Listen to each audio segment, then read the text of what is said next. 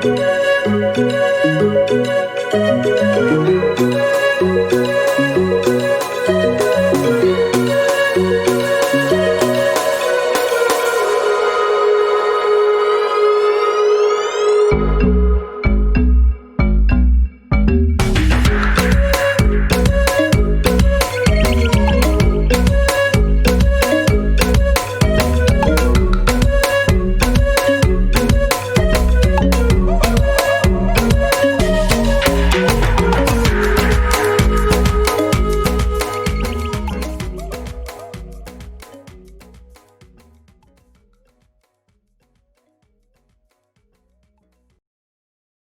everybody to the third in our Stories of Change webinar series, and you've just had the pleasure of seeing for one of the first times our third video just hot off the press around regenerative practice in Mexico City. And so we have just under an hour together today, and we'll have an opportunity to talk a little bit more about this story of change and also the systems change framework that hides behind it and that helps us understand how living systems operate and how we can use them to create change towards a really positive and regenerative future. So we'll have a little bit of a panel discussion. I'm just going to get our panelists to say hi so you can identify them. So first of all, we have Ben Haggard from Regenesis Institute for Regenerative Practice. Ben, did you want to say hi? Hi, everyone, from snowy Santa Fe. We have Delfín Montañana, who is here from Mexico City. Hi, everyone. I'm happy to be here. We have Garrett Stringer from Glider Global, who is behind the story and the video for us. Hi, Garrett. Great to be here today. So we'll have the opportunity to have a bit of a discussion with these three people who are going to give us different views on how we have brought together this story of change. And then we'll have the opportunity to see the video again, so you'll be able to perhaps to look at it with new eyes before we go into a more interactive time with breakout rooms. So you'll have a few minutes with some people you probably won't know. There are quite a few of us on the call today to just discuss together what you've seen and some of the questions and insights that you might have had from the first half of this webinar. And then we will bring that all together again at the end, back in plenary, so that we can share some of your questions and insights and have a bit more of a roundup discussion before we finish at the hour. So that's how things are going to work today. And so the first person I'd love to bring into our panel discussion is you, Delfín, because we can see you sneakily in a couple of the photos here, but you are very much behind this story of change and this regenerative work in Mexico. And it would be lovely to hear your voice and telling us a bit more about where did this work spring from and where have you got to today? Yeah, thanks, Laura. I work in this organization, Isla Urbana. We work installing rain harvesting systems in high precariousness houses and homes in Mexico City and more states. And I'm director of the social environmental education department of the organization. And we had been working on this area of Xochimilco and Mexico City. Isla Urbana has 11 years, but I jumped in 4 or 5 years ago, like full time. And what is interesting about the story in Xochimilco is that we had been working there for many years, more or less 2 years before this earthquake hits Mexico City. And we were making a project in which we installed the systems in the houses, but in parallel from the social environmental education department. We make a lot of activities of art and culture, painting murals, the ones that you could saw in the video, and music and theater and movies, and actually creating a space of water dialogue with the communities in which we were installing these systems in their houses. And something really hard of the space is this paradox that in this place we used to have 2 1,000 kilometers surface of lake. And now we have a system that it's governed and run into scarcity of water. Then humans, as a species, a planetary level species, create a profound system that runs on scarcity in a place of complete abundance of water. Then that's what happened in Mexico City. And then taking this, the work about the systems in the houses, they build certain capabilities like in a functional level of the houses and how the systems of getting water works, and all the other activities working at different levels of the system that we have in the how we start to question and think about how we relate with water and with the place where we are. And that's one of the main focus in of our work. And then the earthquake came, and we saw something that we didn't have seen before, and is that all the system that we were installing before actually helped a lot during this natural event that actually created a social disaster. Everybody gets out with water, but all these systems start actually to satisfy and to complete all the needs of water in these families, and then the neighborhoods, and then the city block, and that was amazing. And we saw that connecting your homes with the sky to get water actually builds resilience and builds capabilities, not only in your family, but also in the neighbor. Then the dialogues between the neighbors start to change. We all were in a very difficult situation in that times in the city, but Xochimilco were the most affected area. And then suddenly something emerged, that all the connection with the sky and the forest and the water that we were building during several years, when it was needed, we as a society have something else that we didn't know. And then, yeah, this is like, I think that in retrospective, I can see that these different levels of working step by step, like pixel by pixel in the big photo that it's in front of us, at the end show us that we really could bring different colors to this image of what we are in the place. Yeah, I think it's. Thank you, Delfín. That really brings it to life for us. And I love some of these little snippets that I've brought out there around the idea of connecting ourselves with the sky, but also this idea of water dialogue and how we relate with water and how that helps us relate with each other differently. And this story through the earthquake, which was a natural disaster, but also led to a social disaster and revealed in a way some of the deeper levels of the work that you've been doing already in Xochimilco, in this impoverished area of Mexico City. And to show a different sort of light on this work, Ben, I'd love to bring you in at this point, because you've been working with Delfín and his team for a while in Mexico, but you're also part of an organization who develops frameworks and practice around regenerative development. And actually behind this video is one of those frameworks, which we would love you to help us see a little bit more now that we can get into that second understanding of the story we've been telling. Great. Thanks, Laura.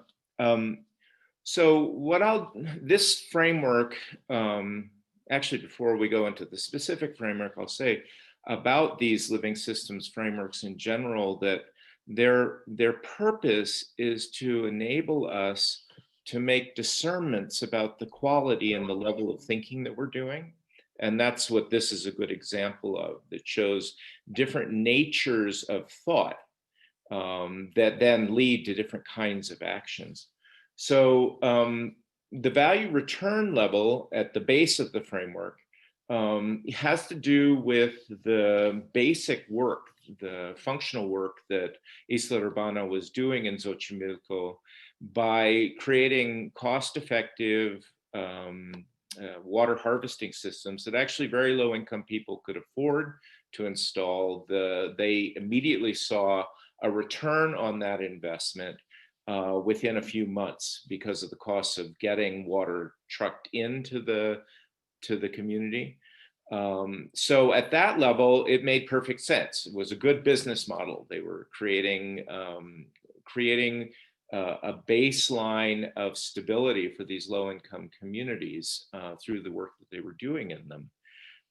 But what's interesting is how that then built resilience in that community, which is the next level up, through this, that became revealed and apparent when they had this natural disaster of the earthquake.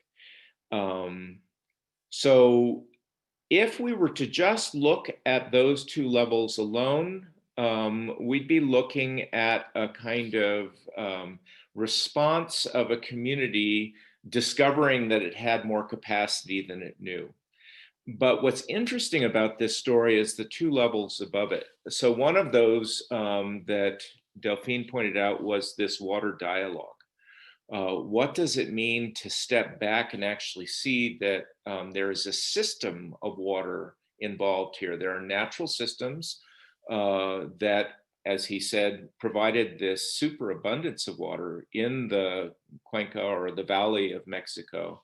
And then a system overlaid on that made it kind of dysfunctional, where they were pumping the water out and then pumping it back in again and trying to distribute it and so on. And so that water dialogue began to step back and look at the system as a whole, and what does it mean to be part of it, and how do we evolve it, make it a better system. At the top level, the regenerate life level, we step into almost an entirely different way of thinking from the levels below it. At that point, we're looking at what is the essence of this place and the essence of this community.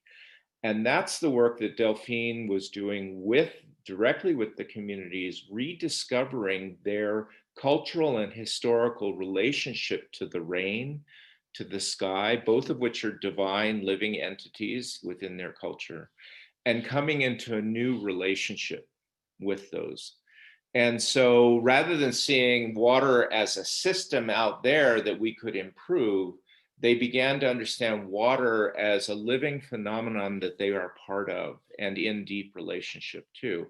And then that cascaded down through all of the other things that were happening in this community that he was working in. They could begin to come into a different relationship with the system and a profoundly different relationship with one another during a period of crisis, of catastrophe. And all of this was still undergirded by the basic economic value that they were receiving by, providing for their own water. So it's just a simple little example of how a framework like this allows us to drive our thinking up in terms of the quality that we're doing and what it is we're taking into account. Okay, back to you, Laura.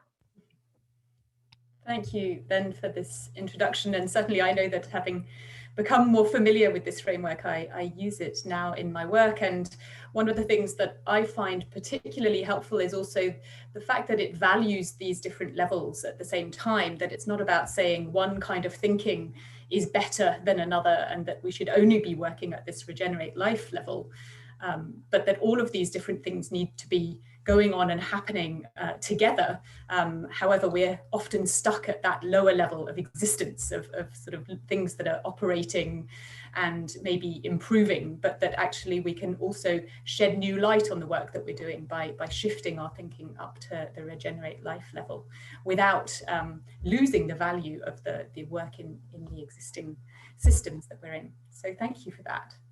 And at this point, Garrett, I'd love to change again the view that we have on this video that we saw and go a little bit more behind the scenes, because you've been working with us for a number of years now to design and work on these videos. And I know it's a wonderful creative process for all of us, both, bringing in these stories and trying to work with the frameworks, and then giving you the difficult task of finding a visual language and a way to support us go from a script that often has, 3 pages of text to just a few words that tell these stories so elegantly. And so what's that creative process like for you? How does this sort of come to life, telling stories of change using frameworks as part of our system change collaboration?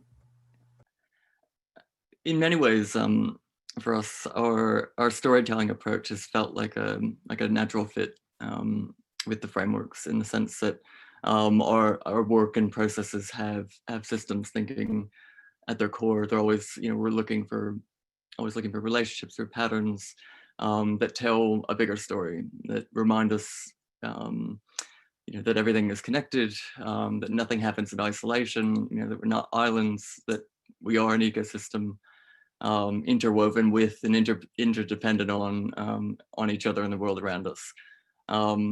And I think that goes for our approach to visual storytelling as well. Distilling complex ideas into their most essential words and forms, using metaphors that are unique or endemic, carriers of the story. So really every graphic mark is really, imbued with meaning, and then showing how those individual elements kind of multiply and connect to create patterns and to form interrelated systems, and to reveal a holistic model that is more than a sum of its parts. With the video, we're essentially telling and retelling the same story through different lenses or different viewpoints. So it's a a non-linear process that sort of cycles back and repeats on itself, continually building a fuller and more complete picture, like layers of acetate almost on top of one another, and that deepening our understanding and broadening our perspective. So in the case of this video, from the simplistic black and white kind of value exchange to the vibrant and thriving living systems and community at the end. So the language system, is what bridges and weaves together the story and framework, and the video and course materials. And it's the intent and the repetition that making it seen and felt and importantly remembered, and with the hope that these stories can then serve as more than just stories, that they can become inspiring models for change. And the stories not only remind us that change is possible, but that we are both individually and collectively agents of it. And so that change is something that isn't something that happens to us, that we're the ones that decide and shape our future. And I think that is the bigger story that connects all of the stories.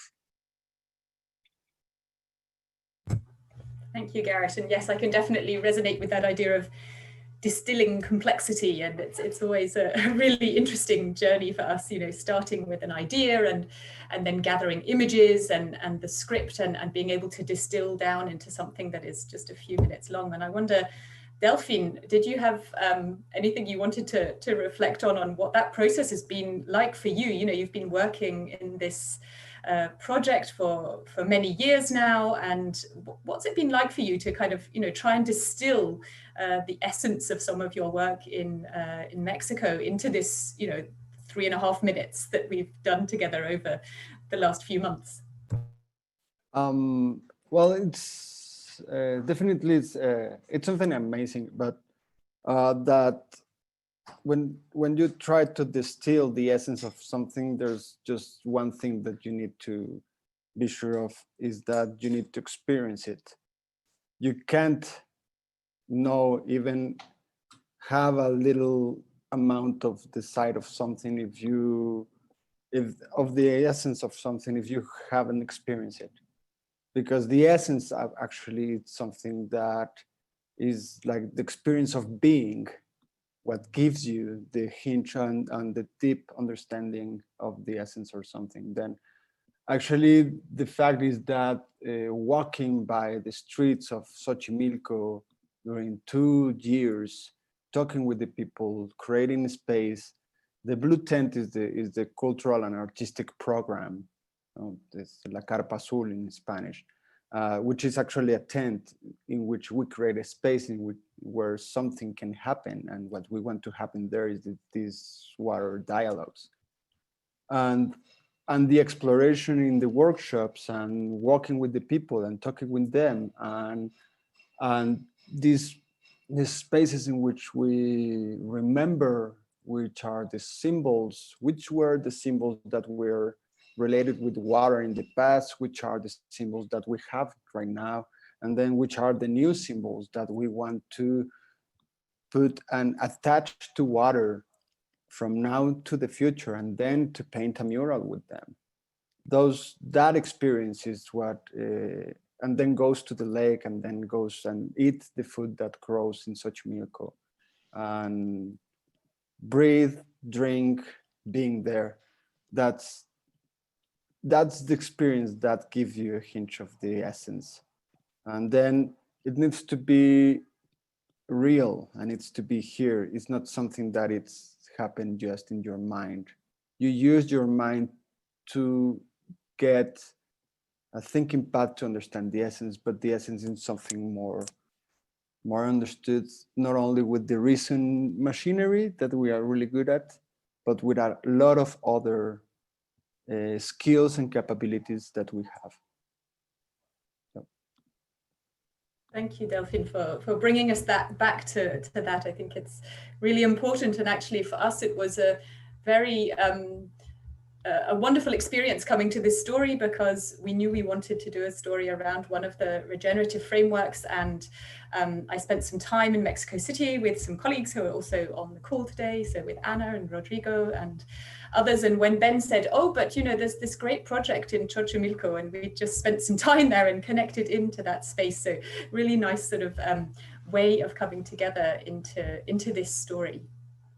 So I think at this point, what we'd like to offer is that you can see the video again, and hopefully, having heard from Delfín and Ben, and also from Garrett, some of the behind the scenes work on making the video, you'll be able to appreciate it in a different way before we can go into some smaller breakout rooms and have a smaller discussion about what this sparks for you.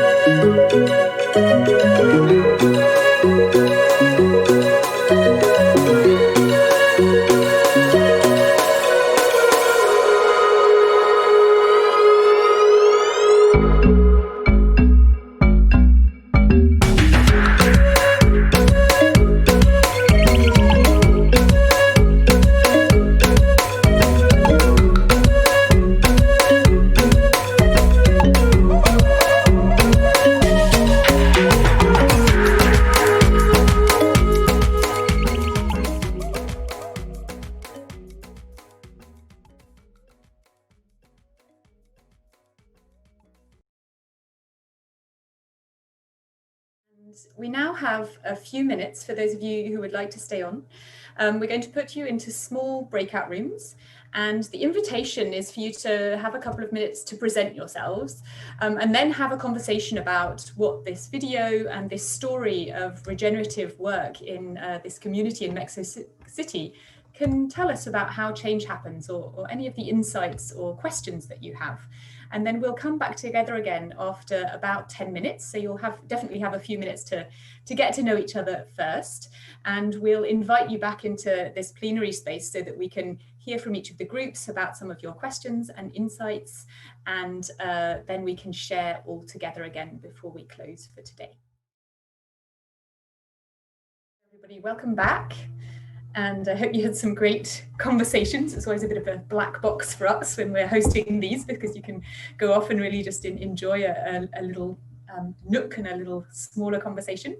What we would love to invite you to do here is to use the chat function in Zoom, which is at the bottom, and to share either an insight or a question. So with a capital I if it's an insight, or Q if it's a question, just so that we can have some of the snippets out of your different conversations that you'd like to share here. And then I'll be looking for maybe some patterns or some sort of recurring themes that are coming up in those questions, and we'll be able to have an open conversation here now for the next 10 minutes or so. So I'm going to just give us a few seconds if from the groups you would like to have a think. What were your insights or questions? So just giving us a little bit of quiet time to do that first of all.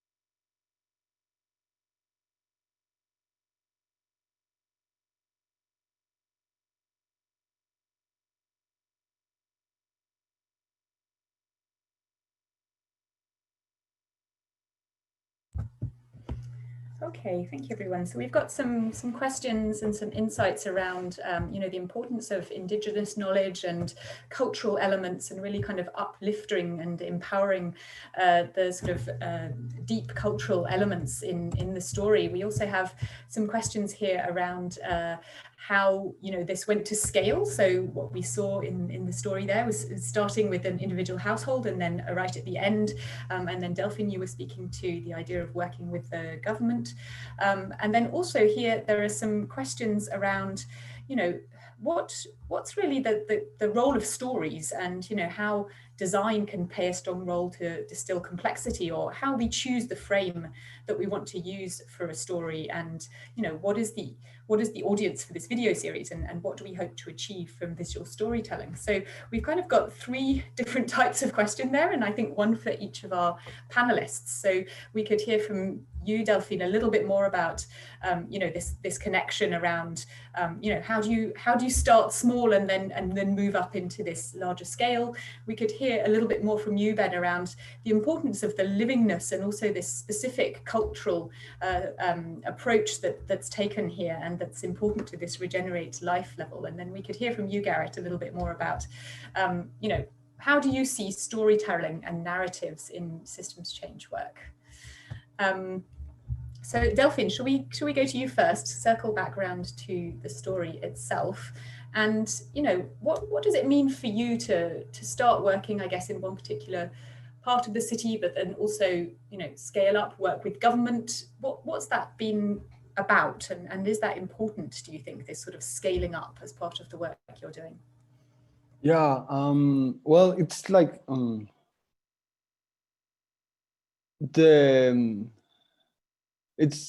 it's like a quite strange and harsh process, but because Isla Urbana started by a very good high school friend of mine, like 11 years ago, and they started with the thesis work, like in industrial design, trying to solve something, and then the whole story has gone into the small pixel, and then jump into the whole image. Like they start just installing one system, and then they get to install 3 systems in 4 months, and then in 1 year they go to install 100 system, and then it start to grow up, and then this idea start to actually have gravity, and it start to attract different people. And then 8 years ago, I started to work with them, like actually working in the communities, like making this connection between the narrative, the stories, the space. Then I think that the process has been built for the last 11 years in this, without letting out the pixel level, which is the family and the individual and the house, the small house, how that drives you into the whole picture, and how that actually is connected with the whole watershed.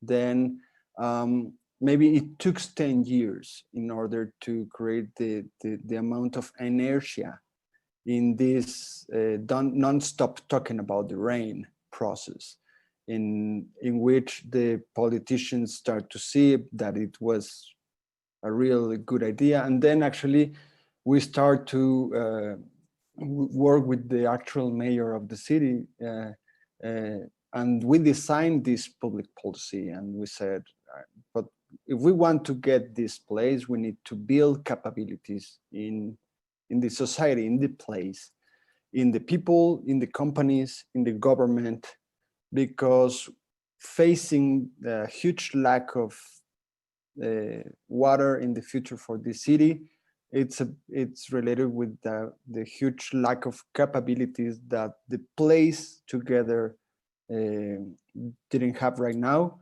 but because they were like eroded during the time. Then we need to rebuild in society, in the population, in the houses, in the companies, in the government, in the system, different levels of capabilities in order to reach a different future.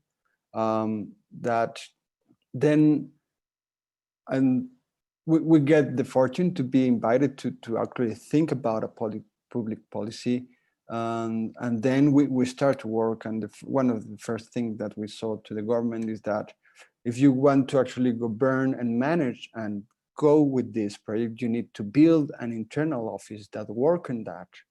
And we actually said that actually needs to be at least of 35 people.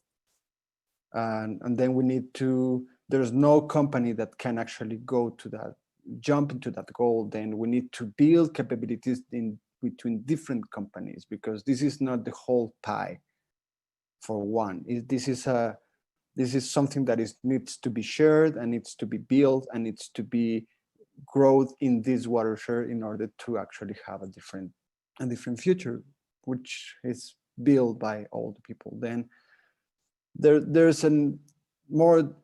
it's more an integration of the pixel with the whole picture and the whole colors that this image can allow to emerge, rather than just looking into the problem.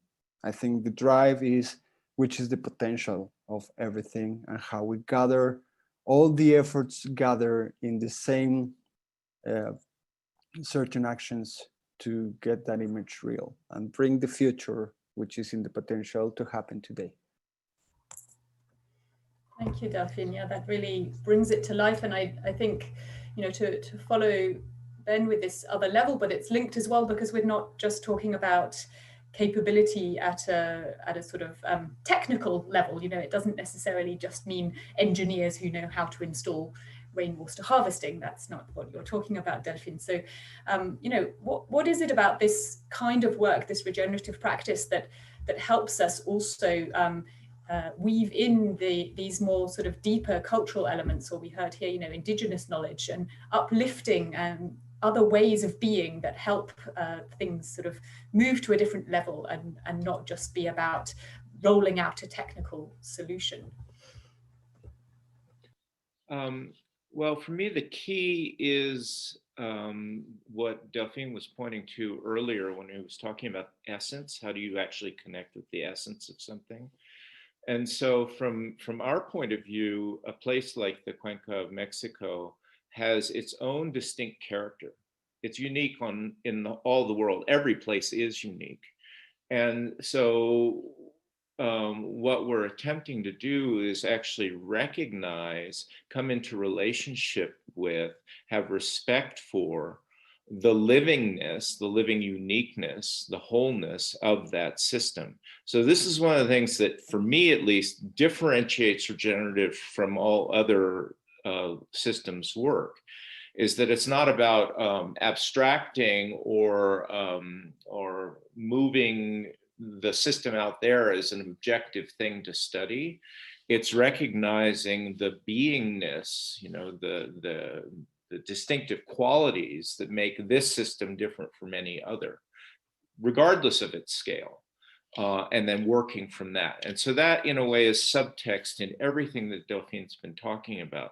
Yeah, we've got this technical solution. It's a powerful technical solution, but if that's all we had done, we would not have achieved these kinds of results in Mexico, where people are actually seeing the living place that they're in a relationship reflected in the way that they're thinking about and working on water systems. Yeah. And that's how it also relates to the idea of narrative and story, right? One of the most powerful ways to convey that livingness of a place is through story. That's how we as human beings tend to do it. Stories are, in a sense, a way of invoking or evoking an experience of the being of something, what its qualitative characteristics are. Yes, and that speaks very much to, I guess, you know, a last word from you, Garrett, about, you know, what is it about stories and narrative that helps us with systems change? There was an earlier question about, are these two things compatible, you know, in that stories bring some things to the fore and let some things slip away into the background. And in fact, I would say the same about frameworks. You know, we work with frameworks also to help us navigate complexity, and they bring some things to the fore and they put some things behind, and we need to be aware of the assumptions that are behind the frameworks that we're using or behind the stories that we're telling. And we've just got a couple of minutes left, but Garrett, did you want to just give us an insight from your creative work on what that looks like? Yeah, I think like story and conversation are so essential to the human experience, and I think you know, and good stories can draw us in and stir our minds and lift our spirits and drive us, you know, to action. And I think new and language as well just is such a powerful tool for painting a picture of, you know, of what's possible to kind of show, to create you know, a different future. And there really are, you know, our best tools in terms of communicating ideas and sparking conversation and shaping behavior. Really, for us, in terms of what one of the questions is around, you know, what do you hope to achieve from, you know, visual storytelling in this way? And it's really to create that lived, you know, as close as possible to that lived experience, to tap into an emotion or, you know, a feeling world that emulates at some level, you know, the aspects of the story, and that connect people to a time and a place, and you know, to that those deeper kind of levels of engagement. So I think that that's that really resonates, what Ben was saying, and the essential element of this story, which really is connecting with people at a deep personal and identity kind of level. Thank you, Garrett, and thank you to everyone for participating in this conversation and sort of leaning into this story of change and to this whole webinar series. I'd just love to wrap up by saying that you will all receive obviously the link to the videos so that you can see it again. I know that for some people with bandwidth it's not always easy to see it, and to the recording and also the other materials we're developing around this. There are some slides and a worksheet if you want to get deeper into this framework. We'll also have a Spanish version soon. We want to be able to honor the people who are in the story by a version in their own language. And you can see the other stories of change on our website as well. So thank you to everybody. I've had a really enjoyable conversation with you. I hope you had lots of insights, wonderful questions there, and look forward to seeing you soon.